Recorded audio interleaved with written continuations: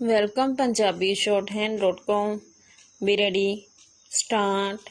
ਪਿਛਲੇ ਲੰਮੇ ਸਮੇਂ ਤੋਂ ਨੇਪਾਲ ਦਾ ਸਿਆਸੀ ਘਟਨਾਕ੍ਰਮ ਉਲਝਿਆ ਹੀ ਰਿਹਾ, ਪਰ ਇਹ ਨਵੇਂ ਤਜਰਬਿਆਂ 'ਚੋਂ ਗੁਜ਼ਰਦਾ ਹੋਇਆ ਦਿਲਚਸਪ ਵੀ ਬਣਿਆ ਰਿਹਾ।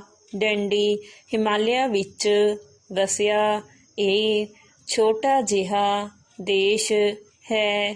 ਡੰਡੀ ਇਹ ਭਾਰਤ ਅਤੇ ਚੀਨ ਜਿਹੇ ਵਿਸ਼ਾਲ ਦੇਸ਼ਾਂ ਵਿਚਕਾਰ ਘਿਰਿਆ ਹੋਇਆ ਹੈ। ਡੰਡੀ ਸਮੇਂ-ਸਮੇਂ ਇਸ ਨੇ ਦੋਹਾਂ ਦੇਸ਼ਾਂ ਵਿਚਕਾਰ ਤਵਾਜ਼ਨ ਬਣਾਉਣ ਦਾ ਵੀ ਯਤਨ ਕੀਤਾ ਹੈ।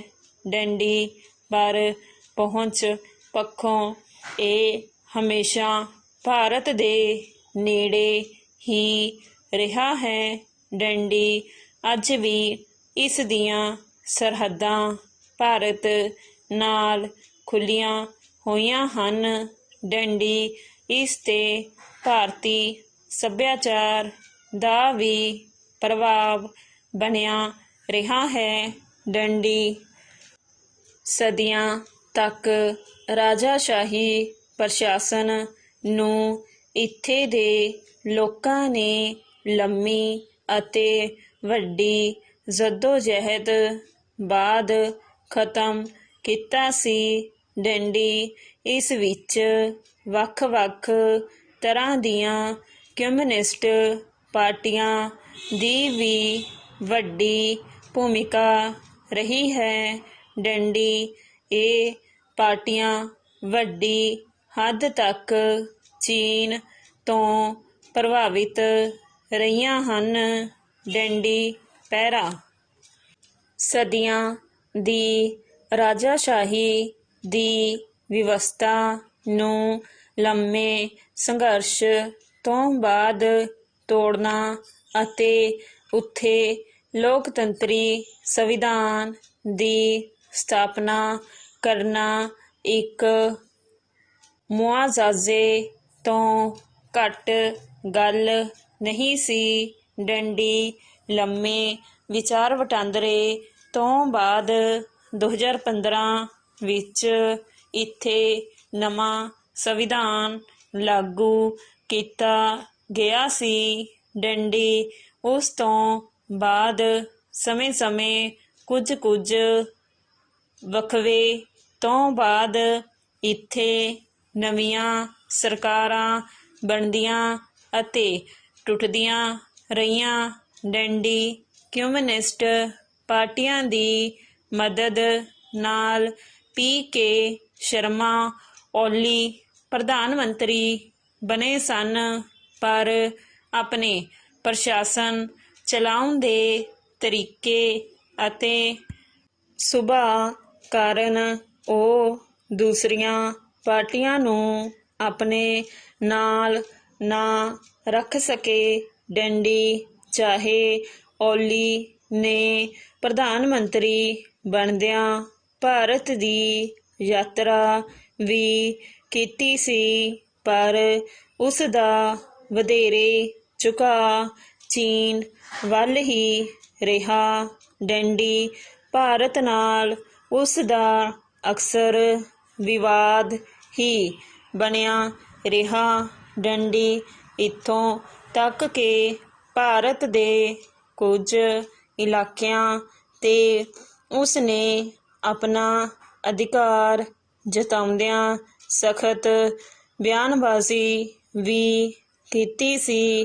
ਡੰਡੀ ਓਲੀ ਦੇ ਸਮੇਂ ਹੀ ਨੇਪਾਲ ਚੀਨ ਵੱਲ ਵਧੇਰੇ ਝੁਕਿਆ ਸੀ। ਡੰਡੀ ਚੀਨੀ ਰਾਸ਼ਟਰਪਤੀ ਸ਼ੀ ਜਿਨਪਿੰਗ ਨੇ ਅਕਤੂਬਰ 2019 ਵਿੱਚ ਆਪਣੀ ਨੇਪਾਲ ਦੀ ਯਾਤਰਾ ਸਮੇਂ 18 ਅਹੁਦੇਨਾਮੇ ਕੀਤੇ ਸਨ ਅਤੇ ਵੱਡੀਆਂ ਯੋਜਨਾਵਾਂ 'ਤੇ 200 ਅਰਬ ਨੇਪਾਲੀ ਰੁਪਏ ਲਗਾਉਣ ਦਾ ਐਲਾਨ ਕੀਤਾ ਸੀ। ਡੰਡੀ।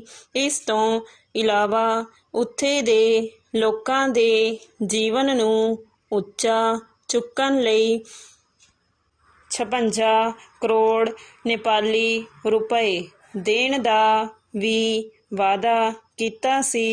ਡੰਡੀ ਸਟਾਪ। ਵੈਲਕਮ ਪੰਜਾਬੀ shorthand.com ਵੀ ਰੈਡੀ ਸਟਾਰਟ। ਪਿਛਲੇ ਲੰਮੇ ਸਮੇਂ ਤੋਂ ਨੇਪਾਲ ਦਾ ਸਿਆਸੀ ਘਟਨਾਕ੍ਰਮ ਉਲਝਿਆ ਹੀ ਰਿਹਾ, ਪਰ ਇਹ ਨਵੇਂ ਤਜਰਬਿਆਂ 'ਚੋਂ ਗੁਜ਼ਰਦਾ ਹੋਇਆ ਦਿਲਚਸਪ ਵੀ ਬਣਿਆ ਰਿਹਾ।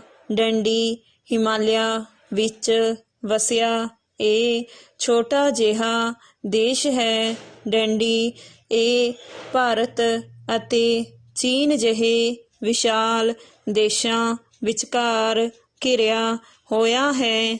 ਡੰਡੀ ਸਮੇਂ-ਸਮੇਂ ਇਸ ਨੇ ਦੋਹਾਂ ਦੇਸ਼ਾਂ ਵਿਚਕਾਰ ਤਵਾਜ਼ਨ ਬਣਾਉਣ ਦਾ ਵੀ ਯਤਨ ਕੀਤਾ ਹੈ। ਡੰਡੀ ਪਰ ਪਹੁੰਚ ਪੱਖੋਂ ਇਹ ਹਮੇਸ਼ਾ ਭਾਰਤ ਦੇ ਨੇੜੇ ਹੀ ਰਿਹਾ ਹੈ। ਡੰਡੀ ਅੱਜ ਵੀ ਇਸ ਦੀਆਂ ਸਰਹੱਦਾਂ ਭਾਰਤ ਨਾਲ ਖੁੱਲ੍ਹੀਆਂ ਹੋਈਆਂ ਹਨ। ਡੰਡੀ ਇਸ 'ਤੇ ਭਾਰਤੀ ਸੱਭਿਆਚਾਰ ਦਾ ਹੀ ਪ੍ਰਭਾਵ ਬਣਿਆ ਰਿਹਾ ਹੈ। ਡੰਡੀ ਸਦੀਆਂ ਤੱਕ ਰਾਜਾਸ਼ਾਹੀ ਪ੍ਰਸ਼ਾਸਨ ਨੂੰ ਇੱਥੇ ਦੇ ਲੋਕਾਂ ਨੇ ਲੰਮੀ ਅਤੇ ਵੱਡੀ ਜੱਦੋਜਹਿਦ ਬਾਅਦ ਖਤਮ ਕੀਤਾ ਸੀ। ਡੰਡੀ ਇਸ ਵਿੱਚ ਵੱਖ-ਵੱਖ ਤਰ੍ਹਾਂ ਦੀਆਂ ਕਮਿਊਨਿਸਟ ਪਾਰਟੀਆਂ ਦੀ ਵੀ ਵੱਡੀ ਭੂਮਿਕਾ ਰਹੀ ਹੈ। ਡੰਡੀ ਇਹ ਪਾਰਟੀਆਂ ਵੱਡੀ ਹੱਦ ਤੱਕ ਚੀਨ ਤੋਂ ਪ੍ਰਭਾਵਿਤ ਰਹੀਆਂ ਹਨ।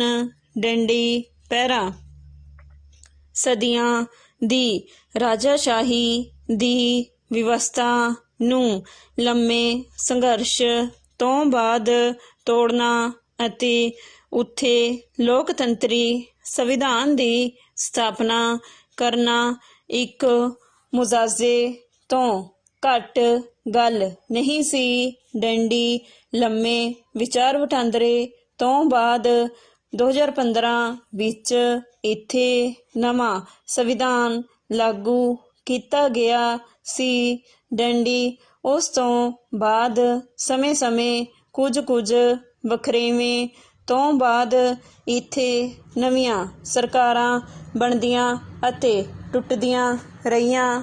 ਡੰਡੀ ਕਮਿਊਨਿਸਟ ਪਾਰਟੀ ਦੀ ਮਦਦ ਨਾਲ PK ਸ਼ਰਮਾ ਓਲੀ ਪ੍ਰਧਾਨ ਮੰਤਰੀ ਬਣੇ ਸਨ, ਪਰ ਆਪਣੇ ਪ੍ਰਸ਼ਾਸਨ ਚਲਾਉਣ ਦੇ ਤਰੀਕੇ ਅਤੇ ਸੁਭਾਅ ਕਾਰਨ ਉਹ ਦੂਸਰੀਆਂ ਪਾਰਟੀਆਂ ਨੂੰ ਆਪਣੇ ਨਾਲ ਨਾ ਰੱਖ ਸਕੇ। ਡੰਡੀ ਚਾਹੇ ਓਲੀ ਨੇ ਪ੍ਰਧਾਨ ਮੰਤਰੀ ਬਣਦਿਆਂ ਭਾਰਤ ਦੀ ਯਾਤਰਾ ਵੀ ਕੀਤੀ ਸੀ, ਪਰ ਉਸ ਦਾ ਵਧੇਰੇ ਝੁਕਾਅ ਚੀਨ ਵੱਲ ਹੀ ਰਿਹਾ। ਡੰਡੀ ਭਾਰਤ ਨਾਲ ਉਸ ਦਾ ਅਕਸਰ ਵਿਵਾਦ ਹੀ ਬਣਿਆ ਰਿਹਾ।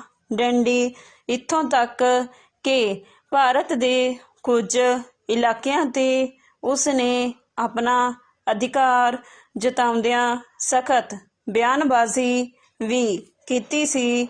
ਡੰਡੀ ਓਲੀ ਦੇ ਸਮੇਂ ਹੀ ਨੇਪਾਲ ਚੀਨ ਵੱਲ ਵਧੇਰੇ ਝੁਕਿਆ ਸੀ। ਡੰਡੀ ਚੀਨੀ ਰਾਸ਼ਟਰਪਤੀ ਸ਼ੀ ਜਿਨਪਿੰਗ ਨੇ ਅਕਤੂਬਰ 2019 ਵਿੱਚ ਆਪਣੀ ਨੇਪਾਲ ਦੀ ਯਾਤਰਾ ਸਮੇਂ 18 ਅਹੁਦੇਨਾਮੇ ਕੀਤੇ ਸਨ ਅਤੇ ਵੱਡੀਆਂ ਯੋਜਨਾਵਾਂ 'ਤੇ 200 ਅਰਬ ਨੇਪਾਲੀ ਰੁਪਏ ਲਗਾਉਣ ਦਾ ਐਲਾਨ ਕੀਤਾ ਸੀ। ਡੰਡੀ ਇਸ ਤੋਂ ਇਲਾਵਾ ਉੱਥੋਂ ਦੇ ਲੋਕਾਂ ਦੇ ਜੀਵਨ ਨੂੰ ਉੱਚਾ ਚੁੱਕਣ ਲਈ 56 ਕਰੋੜ ਨੇਪਾਲੀ ਰੁਪਏ ਦੇਣ ਦਾ ਵੀ ਵਾਅਦਾ ਕੀਤਾ ਸੀ।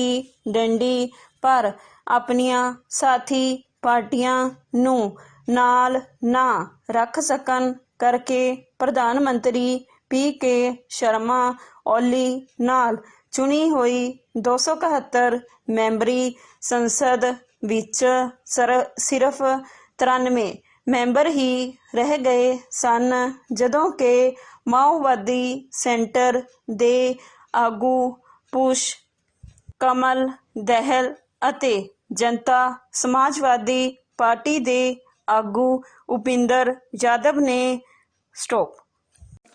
ਵੈਲਕਮ ਪੰਜਾਬੀ shorthand.com ਵੀ ਰੇਡੀ ਸਟਾਰਟ।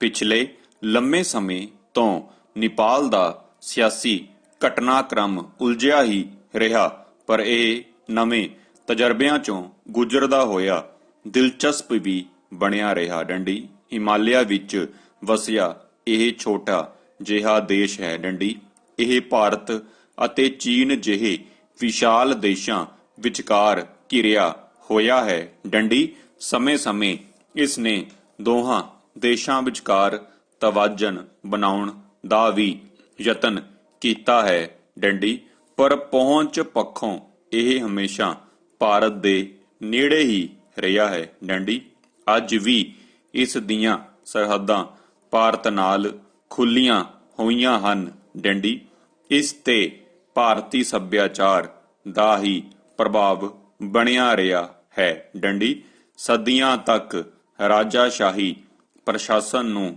ਇੱਥੇ ਦੇ ਲੋਕਾਂ ਨੇ ਲੰਮੀ ਅਤੇ ਵੱਡੀ ਜੱਦੋ-ਜਹਿਦ ਬਾਅਦ ਖਤਮ ਕੀਤਾ ਸੀ। ਡੰਡੀ ਇਸ ਵਿੱਚ ਵੱਖ-ਵੱਖ ਤਰ੍ਹਾਂ ਦੀਆਂ ਕਮਿਊਨਿਸਟ ਪਾਰਟੀਆਂ ਦੀ ਵੀ ਵੱਡੀ ਭੂਮਿਕਾ ਰਹੀ ਹੈ। ਡੰਡੀ ਇਹ ਪਾਰਟੀਆਂ ਵੱਡੀ ਹੱਦ ਤੱਕ ਚੀਨ ਤੋਂ ਪ੍ਰਭਾਵਿਤ ਰਹੀਆਂ ਹਨ। ਡੰਡੀ ਪੈਰਾ ਸਦੀਆਂ ਦੀ ਰਾਜਾਸ਼ਾਹੀ ਦੀ ਵਿਵਸਥਾ ਨੂੰ ਲੰਮੇ ਸੰਘਰਸ਼ ਤੋਂ ਬਾਅਦ ਤੋੜਨਾ ਅਤੇ ਉੱਥੇ ਲੋਕਤੰਤਰੀ ਸੰਵਿਧਾਨ ਦੀ ਸਥਾਪਨਾ ਕਰਨਾ ਇੱਕ ਮੁਆਵਜ਼ੇ ਤੋਂ ਘੱਟ ਗੱਲ ਨਹੀਂ ਸੀ। ਡੰਡੀ ਲੰਮੇ ਵਿਚਾਰ ਵਟਾਂਦਰੇ ਤੋਂ ਬਾਅਦ 2015 ਵਿੱਚ ਇੱਥੇ ਨਵਾਂ ਸੰਵਿਧਾਨ ਲਾਗੂ ਕੀਤਾ ਗਿਆ ਸੀ। ਡੰਡੀ ਉਸ ਤੋਂ ਬਾਅਦ ਸਮੇਂ-ਸਮੇਂ ਕੁਝ ਵਕਫੇ ਤੋਂ ਬਾਅਦ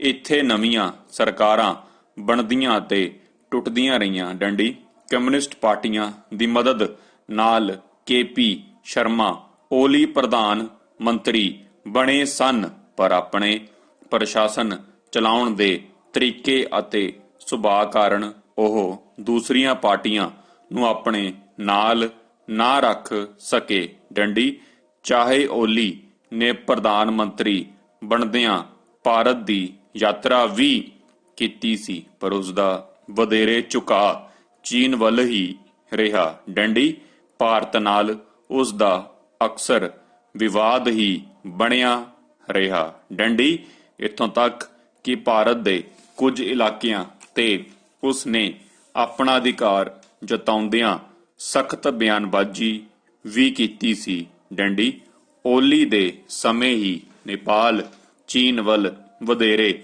ਝੁਕਿਆ ਸੀ। ਡੰਡੀ ਚੀਨੀ ਰਾਸ਼ਟਰਪਤੀ ਸ਼ੀ ਜਿਨਪਿੰਗ ਨੇ ਅਕਤੂਬਰ 2019 ਵਿੱਚ ਆਪਣੀ ਨੇਪਾਲ ਦੀ ਯਾਤਰਾ ਸਮੇਂ 18 ਅਹਿਦਨਾਮੇ ਕੀਤੇ ਸਨ ਅਤੇ ਵੱਡੀਆਂ ਯੋਜਨਾਵਾਂ ਤੇ 200 ਅਰਬ ਨੇਪਾਲੀ ਰੁਪਏ ਲਗਾਉਣ ਦਾ ਐਲਾਨ ਕੀਤਾ ਸੀ। ਡੰਡੀ ਇਸ ਤੋਂ ਇਲਾਵਾ ਉੱਥੇ ਦੇ ਲੋਕਾਂ ਦੇ ਜੀਵਨ ਨੂੰ ਉੱਚਾ ਚੁੱਕਣ ਲਈ 56 ਕਰੋੜ ਨੇਪਾਲੀ ਰੁਪਏ ਦੇਣ ਦਾ ਵੀ ਵਾਅਦਾ ਕੀਤਾ ਸੀ। ਡੰਡੀ ਪਰ ਆਪਣੀਆਂ ਸਾਥੀ ਪਾਰਟੀਆਂ ਨੂੰ ਨਾਲ ਨਾ ਰੱਖ ਸਕਣ ਕਰਕੇ ਪ੍ਰਧਾਨ ਮੰਤਰੀ KP ਸ਼ਰਮਾ ਓਲੀ ਨਾਲ ਚੁਣੀ ਹੋਈ 271 ਮੈਂਬਰੀ ਸੰਸਦ ਵਿੱਚ ਸਿਰਫ 93 ਮੈਂਬਰ ਹੀ ਰਹਿ ਗਏ ਸਨ। ਡੰਡੀ ਜਦੋਂ ਕਿ ਮਾਓਵਾਦੀ ਸੈਂਟਰ ਦੇ ਆਗੂ ਪੁਸ਼ਪ ਕਮਲ ਦਾਹਿਲ ਅਤੇ ਜਨਤਾ ਸਮਾਜਵਾਦੀ ਪਾਰਟੀ ਦੇ ਆਗੂ ਉਪਿੰਦਰ ਯਾਦਵ ਨੇ ਉਸ ਤੋਂ ਤੋੜ ਵਿਛੋੜਾ ਕਰ ਲਿਆ ਸੀ। ਡੰਡੀ ਉਸ ਸਮੇਂ ਨੇਪਾਲੀ ਕਾਂਗਰਸ, ਮਾਓਵਾਦੀ ਸੈਂਟਰ ਅਤੇ ਜਨਤਾ ਸਮਾਜਵਾਦੀ ਪਾਰਟੀ ਨੇ ਓਲੀ ਖਿਲਾਫ ਮਤਾ ਪਾਸ ਕੀਤਾ ਸੀ ਅਤੇ ਸ਼ੇਰ ਬਹਾਦਰ ਦਿਓਬਾ ਦੀ ਅਗਵਾਈ ਵਿੱਚ ਇਸੇ ਸਾਲ 21 ਮਈ ਨੂੰ 149 ਸੰਸਦ ਮੈਂਬਰਾਂ ਦੇ ਸਮਰਥਨ ਵਾਲਾ ਪੱਤਰ ਰਾਸ਼ਟਰਪਤੀ ਨੂੰ ਦਿੱਤਾ ਸੀ। ਪਰ ਰਾਸ਼ਟਰਪਤੀ ਵਿਦਿਆ ਦੇਵੀ ਭੰਡਾਰੀ ਨੇ ਓਲੀ ਦਾ ਸਾਥ ਦਿੰਦਿਆਂ ਸੰਸਦ ਭੰਗ ਕਰਨ ਦਾ ਐਲਾਨ। Welcome Punjabi shorthand.com B ready start. ਪਿਛਲੇ ਲੰਮੇ ਸਮੇਂ ਤੋਂ ਨੇਪਾਲ ਦਾ ਸਿਆਸੀ ਘਟਨਾਕ੍ਰਮ ਉਲਝਿਆ ਹੀ ਰਿਹਾ ਹੈ, ਪਰ ਇਹ ਨਵੇਂ ਤਜਰਬਿਆਂ ਚੋਂ ਗੁਜ਼ਰਦਾ ਹੋਇਆ ਦਿਲਚਸਪ ਵੀ ਬਣਿਆ ਰਿਹਾ। ਡੰਡੀ ਹਿਮਾਲਿਆ ਵਿੱਚ ਵਸਿਆ ਇਹ ਛੋਟਾ ਜਿਹਾ ਦੇਸ਼ ਹੈ। ਡੰਡੀ ਇਹ ਭਾਰਤ ਅਤੇ ਚੀਨ ਜਿਹੇ ਵਿਸ਼ਾਲ ਦੇਸ਼ਾਂ ਵਿਚਕਾਰ ਘਿਰਿਆ ਹੋਇਆ ਹੈ। ਡੰਡੀ ਸਮੇਂ-ਸਮੇਂ ਇਸ ਨੇ ਦੋਹਾਂ ਦੇਸ਼ਾਂ ਵਿਚਕਾਰ ਤਵਾਜ਼ਨ ਬਣਾਉਣ ਦਾ ਵੀ ਯਤਨ ਕੀਤਾ ਹੈ। ਡੰਡੀ ਪਰ ਪਹੁੰਚ ਪੱਖੋਂ ਇਹ ਹਮੇਸ਼ਾ ਭਾਰਤ ਦੇ ਨੇੜੇ ਹੀ ਰਿਹਾ ਹੈ। ਡੰਡੀ ਅੱਜ ਵੀ ਇਸ ਦੀਆਂ ਸਰਹੱਦਾਂ ਭਾਰਤ ਨਾਲ ਖੁੱਲੀਆਂ ਹੋਈਆਂ ਹਨ। ਡੰਡੀ ਇਸ ਤੇ ਭਾਰਤੀ ਸੱਭਿਆਚਾਰ ਦਾ ਹੀ ਪ੍ਰਭਾਵ ਬਣਿਆ ਰਿਹਾ ਹੈ। ਡੰਡੀ ਸਦੀਆਂ ਤੱਕ ਰਾਜਾਸ਼ਾਹੀ ਪ੍ਰਸ਼ਾਸਨ ਨੂੰ ਇੱਥੇ ਦੇ ਲੋਕਾਂ ਨੇ ਲੰਮੀ ਅਤੇ ਵੱਡੀ ਜੱਦੋ-ਜਹਿਦ ਬਾਅਦ ਖਤਮ ਕੀਤਾ ਸੀ। ਡੰਡੀ ਇਸ ਵਿੱਚ ਵੱਖ-ਵੱਖ ਤਰ੍ਹਾਂ ਦੀਆਂ ਕਮਿਊਨਿਸਟ ਪਾਰਟੀਆਂ ਦੀ ਵੀ ਵੱਡੀ ਭੂਮਿਕਾ ਰਹੀ ਹੈ। ਡੰਡੀ ਇਹ ਪਾਰਟੀਆਂ ਵੱਡੀ ਹੱਦ ਤੱਕ ਚੀਨ ਤੋਂ ਪ੍ਰਭਾਵਿਤ ਰਹੀਆਂ ਹਨ। ਡੰਡੀ ਪੈਰਾ ਸਦੀਆਂ ਦੀ ਰਾਜਾਸ਼ਾਹੀ ਦੀ ਵਿਵਸਥਾ ਨੂੰ ਲੰਮੇ ਸੰਘਰਸ਼ ਤੋਂ ਬਾਅਦ ਤੋੜਨਾ ਅਤੇ ਉੱਥੇ ਲੋਕਤੰਤਰੀ ਸੰਵਿਧਾਨ ਦੀ ਸਥਾਪਨਾ ਕਰਨਾ ਇੱਕ ਮੁਆਵਜ਼ੇ ਤੋਂ ਘੱਟ ਗੱਲ ਨਹੀਂ ਸੀ। ਡੰਡੀ ਲੰਮੇ ਵਿਚਾਰ ਵਟਾਂਦਰੇ ਤੋਂ ਬਾਅਦ 2015 ਵਿੱਚ ਇੱਥੇ ਨਵਾਂ ਸੰਵਿਧਾਨ ਲਾਗੂ ਕੀਤਾ ਗਿਆ ਸੀ। ਡੰਡੀ ਉਸ ਤੋਂ ਬਾਅਦ ਸਮੇਂ-ਸਮੇਂ ਕੁਝ ਵਕਫੇ ਤੋਂ ਬਾਅਦ ਇੱਥੇ ਨਵੀਆਂ ਸਰਕਾਰਾਂ ਬਣਦੀਆਂ ਅਤੇ ਟੁੱਟਦੀਆਂ ਰਹੀਆਂ। ਡੰਡੀ ਕਮਿਊਨਿਸਟ ਪਾਰਟੀਆਂ ਦੀ ਮਦਦ ਨਾਲ KP ਸ਼ਰਮਾ ਓਲੀ ਪ੍ਰਧਾਨ ਮੰਤਰੀ ਬਣੇ ਸਨ, ਪਰ ਆਪਣੇ ਪ੍ਰਸ਼ਾਸਨ ਚਲਾਉਣ ਦੇ ਤਰੀਕੇ ਅਤੇ ਸੁਭਾਅ ਕਾਰਨ ਉਹ ਦੂਸਰੀਆਂ ਪਾਰਟੀਆਂ ਨੂੰ ਆਪਣੇ ਨਾਲ ਨਾ ਰੱਖ ਸਕੇ। ਡੰਡੀ ਚਾਹੇ ਓਲੀ ਨੇ ਪ੍ਰਧਾਨ ਮੰਤਰੀ ਬਣਦਿਆਂ ਭਾਰਤ ਦੀ ਯਾਤਰਾ ਵੀ ਕੀਤੀ ਸੀ, ਪਰ ਉਸ ਦਾ ਵਧੇਰੇ ਝੁਕਾਅ ਚੀਨ ਵੱਲ ਹੀ ਰਿਹਾ। ਡੰਡੀ ਭਾਰਤ ਨਾਲ ਉਸ ਦਾ ਅਕਸਰ ਵਿਵਾਦ ਹੀ ਬਣਿਆ ਰਿਹਾ। ਡੰਡੀ ਇੱਥੋਂ ਤੱਕ ਕਿ ਭਾਰਤ ਦੇ ਕੁਝ ਇਲਾਕਿਆਂ ਤੇ ਉਸ ਨੇ ਆਪਣਾ ਅਧਿਕਾਰ ਜਤਾਉਂਦਿਆਂ ਸਖਤ ਬਿਆਨਬਾਜ਼ੀ ਵੀ ਕੀਤੀ ਸੀ। ਡੰਡੀ ਓਲੀ ਦੇ ਸਮੇਂ ਹੀ ਨੇਪਾਲ ਚੀਨ ਵੱਲ ਵਧੇਰੇ ਝੁਕਿਆ ਸੀ। ਡੰਡੀ ਚੀਨੀ ਰਾਸ਼ਟਰਪਤੀ ਸ਼ੀ ਜਿਨਪਿੰਗ ਨੇ ਅਕਤੂਬਰ 2019 ਵਿੱਚ ਆਪਣੀ ਨੇਪਾਲ ਦੀ ਯਾਤਰਾ ਸਮੇਂ 18 ਅਹਿਦਨਾਮੇ ਕੀਤੇ ਸਨ ਅਤੇ ਵੱਡੀਆਂ ਯੋਜਨਾਵਾਂ ਤੇ 200 ਅਰਬ ਨੇਪਾਲੀ ਰੁਪਏ ਲਗਾਉਣ ਦਾ ਐਲਾਨ ਕੀਤਾ ਸੀ। ਡੰਡੀ ਇਸ ਤੋਂ ਇਲਾਵਾ ਉੱਥੇ ਦੇ ਲੋਕਾਂ ਦੇ ਜੀਵਨ ਨੂੰ ਉੱਚਾ ਚੁੱਕਣ ਲਈ 56 ਕਰੋੜ ਨੇਪਾਲੀ ਰੁਪਏ ਦੇਣ ਦਾ ਵੀ ਵਾਅਦਾ ਕੀਤਾ ਸੀ। ਡੰਡੀ ਪਰ ਆਪਣੀਆਂ ਸਾਥੀ ਪਾਰਟੀਆਂ ਨੂੰ ਨਾਲ ਨਾ ਰੱਖ ਸਕਣ ਕਰਕੇ ਪ੍ਰਧਾਨ ਮੰਤਰੀ KP ਸ਼ਰਮਾ ਓਲੀ ਨਾਲ ਚੁਣੀ ਹੋਈ 271 ਮੈਂਬਰੀ ਸੰਸਦ ਵਿੱਚ ਸਿਰਫ 93 ਮੈਂਬਰ ਹੀ ਰਹਿ ਗਏ ਸਨ। ਡੰਡੀ ਜਦੋਂ ਕਿ ਮਾਓਵਾਦੀ ਸੈਂਟਰ ਦੇ ਆਗੂ ਪੁਸ਼ਪ ਕਮਲ ਦਾਹਿਲ ਅਤੇ ਜਨਤਾ ਸਮਾਜਵਾਦੀ ਪਾਰਟੀ ਦੇ ਆਗੂ ਉਪਿੰਦਰ ਯਾਦਵ ਨੇ ਉਸ ਤੋਂ ਤੋੜ ਵਿਛੋੜਾ ਕਰ ਲਿਆ ਸੀ। ਡੰਡੀ ਉਸ ਸਮੇਂ ਨੇਪਾਲੀ ਕਾਂਗਰਸ, ਮਾਓਵਾਦੀ ਸੈਂਟਰ ਅਤੇ ਜਨਤਾ ਸਮਾਜਵਾਦੀ ਪਾਰਟੀ ਨੇ ਓਲੀ ਖਿਲਾਫ ਮਤਾ ਪਾਸ ਕੀਤਾ ਸੀ ਅਤੇ ਸ਼ੇਰ ਬਹਾਦਰ ਦਿਓਬਾ ਦੀ ਅਗਵਾਈ ਵਿੱਚ ਇਸੇ ਸਾਲ 21 ਮਈ ਨੂੰ 149 ਸੰਸਦ ਮੈਂਬਰਾਂ ਦੇ ਸਮਰਥਨ ਵਾਲਾ ਪੱਤਰ ਰਾਸ਼ਟਰਪਤੀ ਨੂੰ ਦਿੱਤਾ ਸੀ। ਪਰ ਰਾਸ਼ਟਰਪਤੀ ਵਿਦਿਆ ਦੇਵੀ ਭੰਡਾਰੀ ਨੇ ਓਲੀ ਦਾ ਸਾਥ ਦਿੰਦਿਆਂ ਸੰਸਦ ਭੰਗ ਕਰਨ ਦਾ ਐਲਾਨ ਕਰ ਦਿੱਤਾ ਸੀ, ਜਿਸ ਨੂੰ ਸੁਪਰੀਮ ਕੋਰਟ ਵਿੱਚ ਚੁਣੌਤੀ ਦਿੱਤੀ ਗਈ ਸੀ। ਡੰਡੀ ਸੁਪਰੀਮ ਕੋਰਟ ਨੇ ਇਸ ਸੰਬੰਧੀ ਇੱਕ ਇਤਿਹਾਸਕ ਫੈਸਲਾ ਕਰਦਿਆਂ ਰਾਸ਼ਟਰਪਤੀ ਵੱਲੋਂ ਸੰਸਦ ਨੂੰ ਭੰਗ ਕਰਨ ਦੇ ਫੈਸਲੇ ਨੂੰ ਗਲਤ ਕਰਾਰ ਦਿੱਤਾ ਹੈ। ਡੰਡੀ ਇਸ ਦੇ ਨਾਲ ਹੀ ਸੁਪਰੀਮ ਕੋਰਟ ਵੱਲੋਂ ਨੇਪਾਲੀ ਕਾਂਗਰਸ ਦੇ ਪ੍ਰਧਾਨ ਸ਼ੇਰ ਬਹਾਦਰ ਦਿਉਬਾ ਨੂੰ ਸਰਕਾਰ ਬਣਾਉਣ ਲਈ ਕਿਹਾ ਗਿਆ ਸੀ। ਡੰਡੀ ਇਸ ਫੈਸਲੇ ਨੂੰ ਨੇਪਾਲ ਵਿੱਚ ਲੋਕਤੰਤਰ ਦੀ ਜਿੱਤ ਕਿਹਾ ਜਾ ਰਿਹਾ ਹੈ। ਡੰਡੀ ਸਟਾਪ।